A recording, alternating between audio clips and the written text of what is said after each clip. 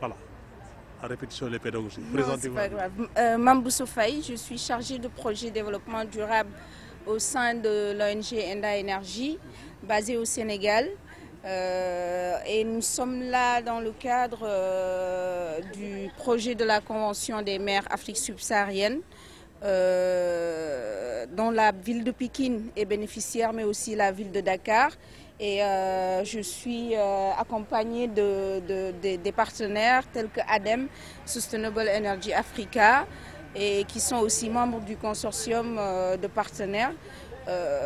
Nous avons lancé le projet de Dakar de 11, 12, 13 et nous venons de terminer avec Pikine. Voilà, donc et dans le cadre de ces visites, nous allons aussi sur le terrain pour rencontrer des partenaires stratégiques de la ville, mais aussi des partenaires qui travaillent dans les 3 piliers de la Convention qui sont l'adaptation au changement climatique, l'atténuation du changement climatique, mais aussi l'accès aux services énergétiques de base pour les populations locales. Donc vous êtes dans la forêt, vous venez de visiter la forêt classée de Mbao. Et que retenez-vous?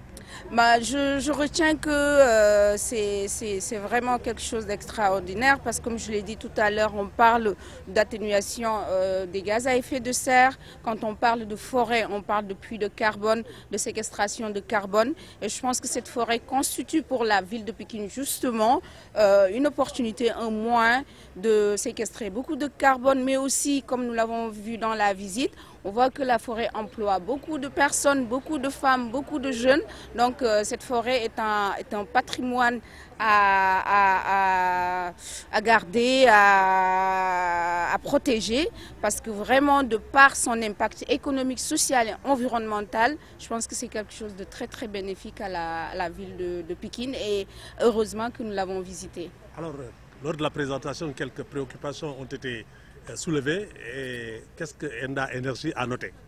Enda Énergie et les partenaires en général ont noté qu'il faut, comme à l'instar de tous les pays sous-développés ou de toutes les villes que nous avons fait, il y a beaucoup de choses, il y a beaucoup de besoins financiers, techniques, mais aussi de ressources humaines. Et justement, la ville de Pikine était là parce que nous sommes là pour accompagner la ville dans le cadre d'un projet au terme duquel il faudra planifier des actions pour aller chercher des partenaires. Et nous sommes convaincus que la ville, dans sa planification, fera tout pour, avec vous, en concertation avec les gestionnaires de la forêt, planifier des actions innovantes qui nous permettront ensemble de mobiliser des partenaires. Mon collègue Yann l'a dit tout à l'heure aussi, c'est un projet qui concerne un ensemble de villes. On en a 11 en Afrique. On pourra, partout où nous serons, présenter ce que vous faites, faire connaître vos actions et vous mettre aussi en relation avec des gens qui peuvent devenir des partenaires financiers.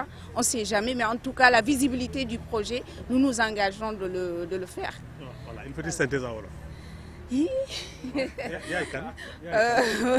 Man maa ngi tudd Mamboussou Faye di liggéey Enda Énergie di organisation de la société civile bu nekk fii Sénégal mais tey nekkuma fii ci Enda kese dañ fi nekk ndax dañoo nekk ak ay partenaires ci projet boo xam ne mu ngi tudd Convention des maires Afrique subsaharienne boo xam ne ay villes yu bëri Afrique dañ ci bénéficier. Union européenne appuyer leen financièrement pour permettre leen ñu élaborer ay plans d'action bu jël en charge climat mais aussi énergie et donc Pikine ak Dakar bokk ci loolu moo ñu fi indi woon tey bërki démb la woon démb tey ñu ne woon c'est vrai que démb ak bërki démb ñu ngi woon ci mairie de Pikine ci salle yi di waxtaan.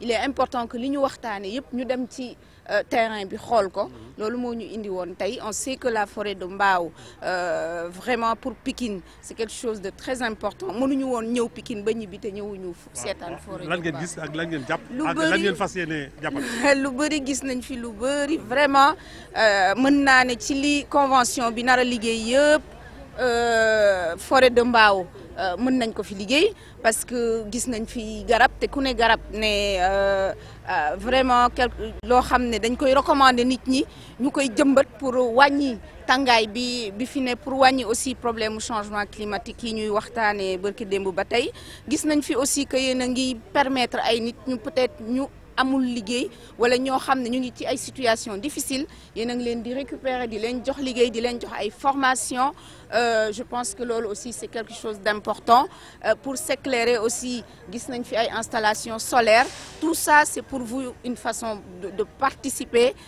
ci effort mondial lutte contre les changements climatiques. ñu ngi lay gërëm maa ngi leen di gërëm di leen sant man aussi. Merci. Bonjour, donc je m'appelle Muriel Desgeorges, je travaille à l'ADEME française, donc l'Agence de l'environnement et de la maîtrise de l'énergie. Et l'ADEME est partenaire technique du projet La Convention des mers en Afrique subsaharienne en assistance technique aux villes pilotes, dont Dakar et Pikine au Sénégal. Alors, donc vous venez de visiter la forêt classée de Mbao, qui est partie intégrante, n'est-ce pas, de la ville de Pikine. Et qu'est-ce que vous avez vu? Et vous avez écouté également, n'est-ce pas, la présentation et quelques préoccupations ont été soulevées. Surtout d'ordre financier. Pour tout cela, et voilà, votre mot. Bon, tout d'abord, c'est un projet extrêmement intéressant puisqu'il est question de gestion d'espaces verts en milieu urbain. Donc, en l'occurrence, on parle d'une forêt à Foix d'Ambao. Donc, c'est un projet extrêmement intéressant parce que c'est une problématique qu'on va retrouver dans différentes villes. Comment conserver des forêts urbaines face à une pression foncière, en fait, à un développement urbain qui se veut galopant. Et ce qu'on a pu voir, c'est que c'est avant tout un espace qui est déjà très très bien géré grâce à différentes activités. On a pu voir des élevages, des activités équestres, on a pu voir des activités de production de miel, des activités aussi maraîchères et des groupements de femmes. Donc c'est aussi par ces activités qu'on peut aussi assurer une bonne gestion des ressources forestières. Donc non, pour moi ça reste un projet exemplaire et aussi de comment on va se réapproprier des terrains, puisque j'ai cru comprendre aussi que c'était avant une décharge, enfin un endroit où on déposait des déchets. Donc notre rôle aussi c'est de partager les expériences auprès d'autres villes.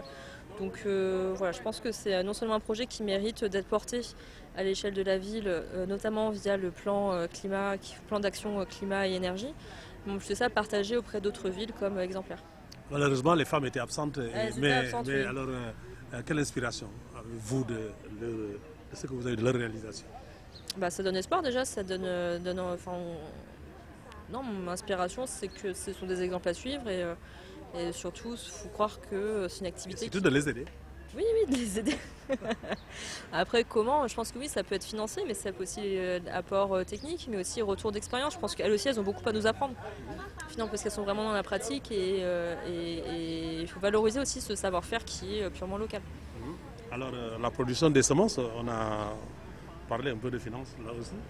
Oui, alors après, c'est pas un enjeu qui me concerne directement, mais je pense que c'est plutôt à la ville aussi de Pikine de voir comment intégrer ces projets-là dans son plan d'aménagement et son plan d'action. Et a prioriser aussi les actions à partir des diagnostics qui auront pu être faits en termes d'accès à l'énergie, en termes d'émissions de carbone, comme opportunité de puits carbone et d'adaptation au changement climatique également. Un message pour terminer? Du Rodiof. Ok. Alors. C'est bien là. Voilà. Voilà, présentez-vous à okay. Micro et vous regardez la caméra à nos mains. D'accord. Madame Gueye Khoudiassar, je suis chargée de mission environnement à l'Agence pour la promotion des investissements et des grands travaux APIX SA.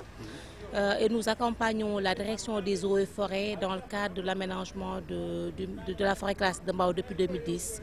Et aujourd'hui, comme on dit, l'APIX continue à travailler dans cette forêt périurbaine.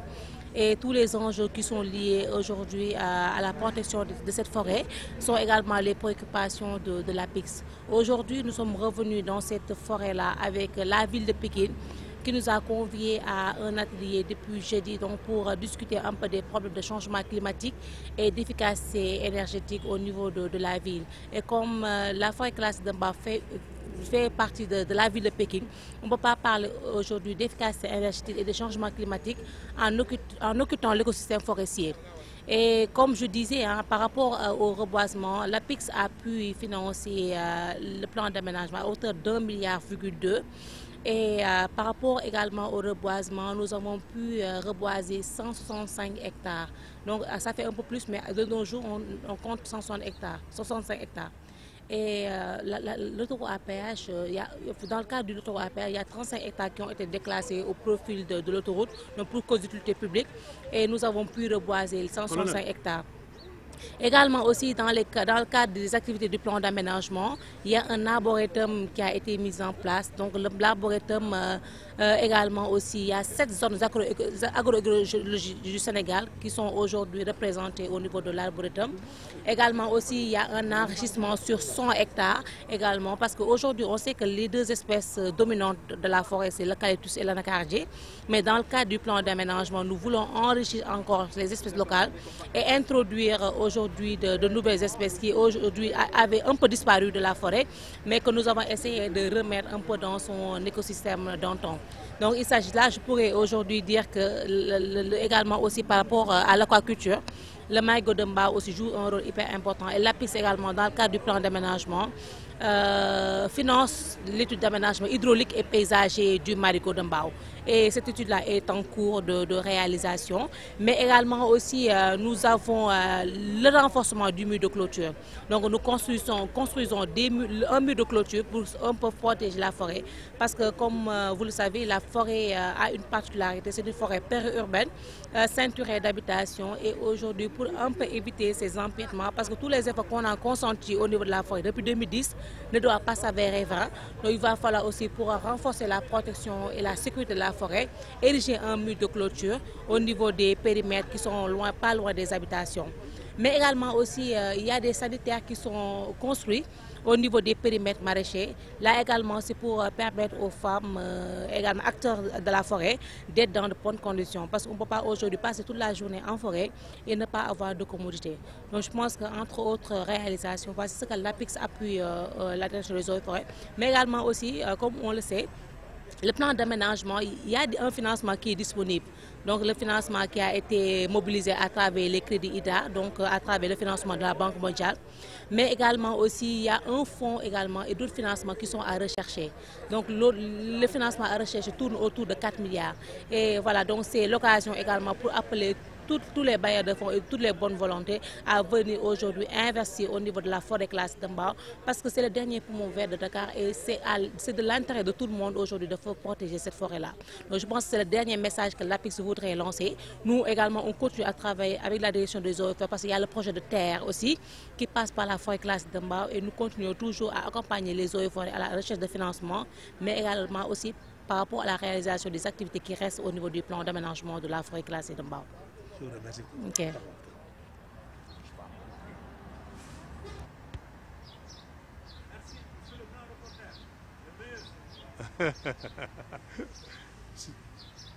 Voilà, donc j'ai vu tout le monde sauf moi. Hein. Merci beaucoup. Voilà, et c'est parti. Voilà, et présentez-vous à notre micro. Ndiaga Fall, chef du service de la planification de la ville de Pékin et coordonnateur du projet énergie et changement climatique de la ville de Pékin. Alors, donc vous venez de visiter la forêt classée de Mbao en compagnie d'une délégation de l'Union européenne. Et vos impressions d'abord?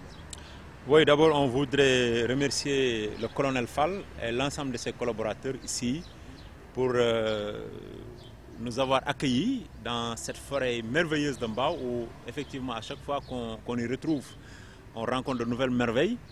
Et cette visite-là entre dans le cadre de l'agenda de la cérémonie de lancement du projet changement climatique et énergie durable de la ville de Pékin, subventionné par l'Union européenne. Aujourd'hui, on était avec la délégation du bureau de la Convention des maires de l'Afrique subsaharienne. Et ils ont été impressionnés aussi de voir qu'au Sénégal, il y a énormément d'initiatives. Non seulement on est en train de mener des actions pour la conservation de la forêt, mais aussi en même temps inclure des activités économiques pour permettre aux femmes et aux populations qui vivent aux environs aussi de vivre de la forêt sans pour autant d'élaborer cette forêt. Je pense que c'est cette initiative-là qui est extrêmement importante et également au nom du maire de la ville de Pékin, je voudrais vous féliciter tous les acteurs de la forêt de Mbao par rapport à l'ensemble des initiatives qui sont menées en termes de conservation aussi, mais en termes d'activité économique. Je pense qu'on a retrouvé encore une forêt bien tenue, une forêt avec donc son élan, n'est-ce pas, économique, son élan écologique, également son élan social et culturel. Donc vraiment, nous sommes encore ravis vraiment de voir que, comme je l'ai dit, que la forêt est encore bien tenue. Maintenant, nous, en tant que collectivité, bon, nous avons une responsabilité dans le cadre de nos compétences transférées en termes de gestion des ressources naturelles et de l'environnement.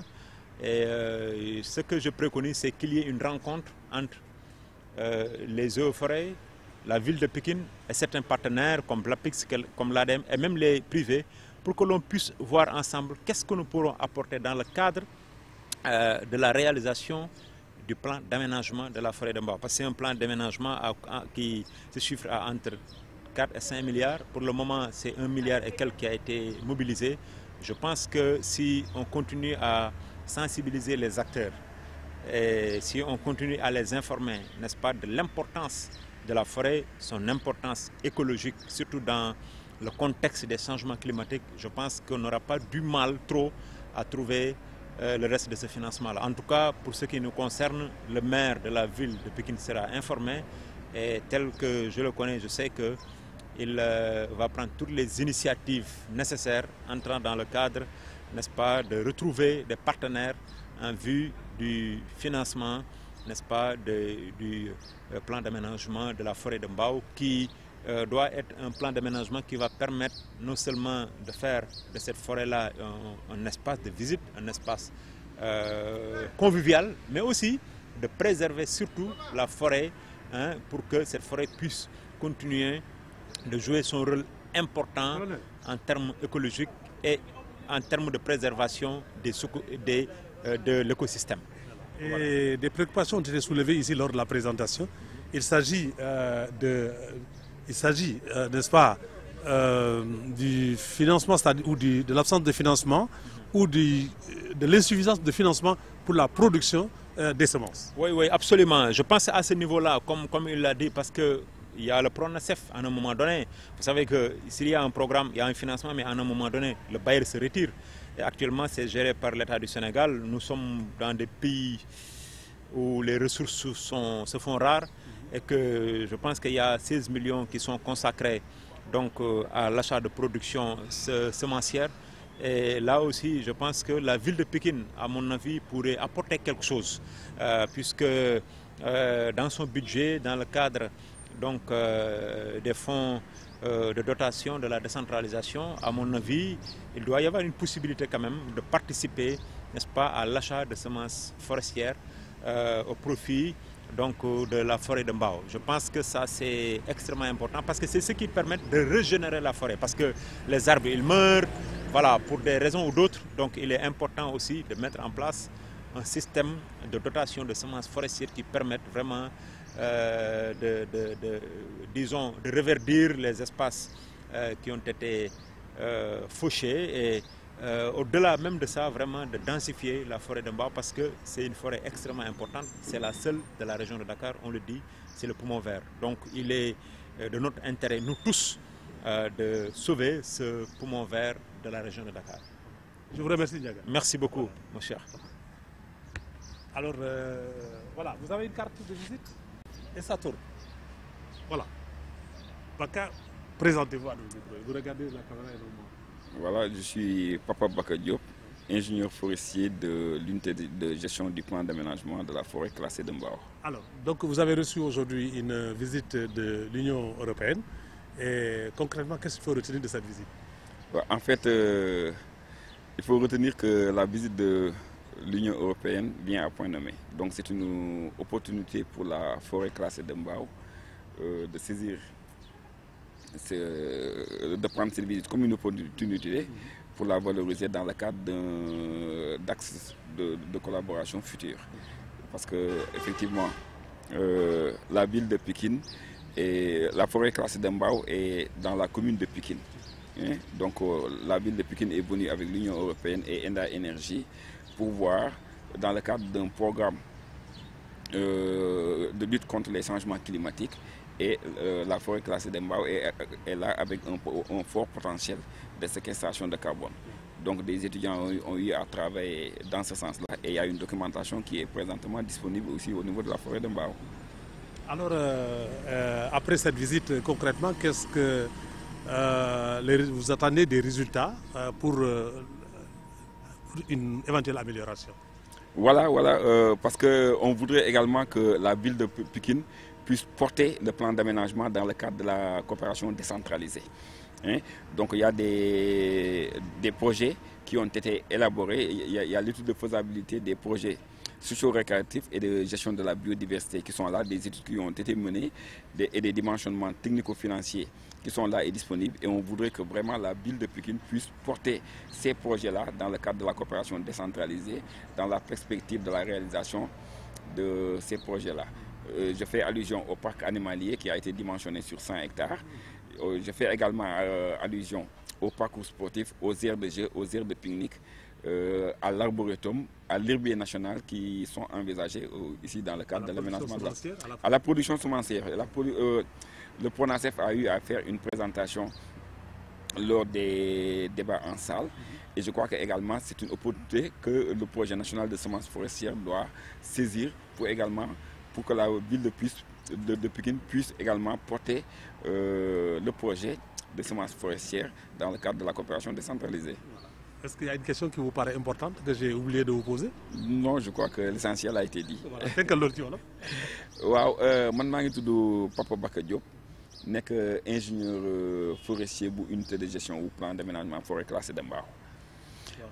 Tey nag dañoo recevoir waa Union européenne fekk ñoom ñu ànd ak la ville de Pikine et Enda Énergie parce que ñoom dañoo ñëw ci programme bu ñu tuddee programme de lutte contre les changements climatiques ñun nag waa forêt classée de Mbao dañ kaa jëlee comme une opportunité boo xamante ne bii dañ kaa war a saisir au rebond muy lan parce que plan d'aménagement bi day liggéey si lu mel ni séquestration de carbone am na ay étudiants yoo xam ne jot nañ fee def seen ay mémoire documentation baa ngi fii disponible mais dañu bëggoon également que la ville de Pikine porter le plan d'aménagement dans le cadre de la coopération décentralisée comme ñoom suñu tikkee dem si ak seen partenaires yi ñuy am dans le cadre de leur volet environnement ñu mën a présenter le plan d'aménagement présenter les études de faisabilité projets socio-récréatifs yi ba nga xamante ne bi éventuellement dina am ñoo xam ne dañuy ñëw positionné wu su may wax projet socio-récréatif et de gestion de la biodiversité maa ngi bëgg a wax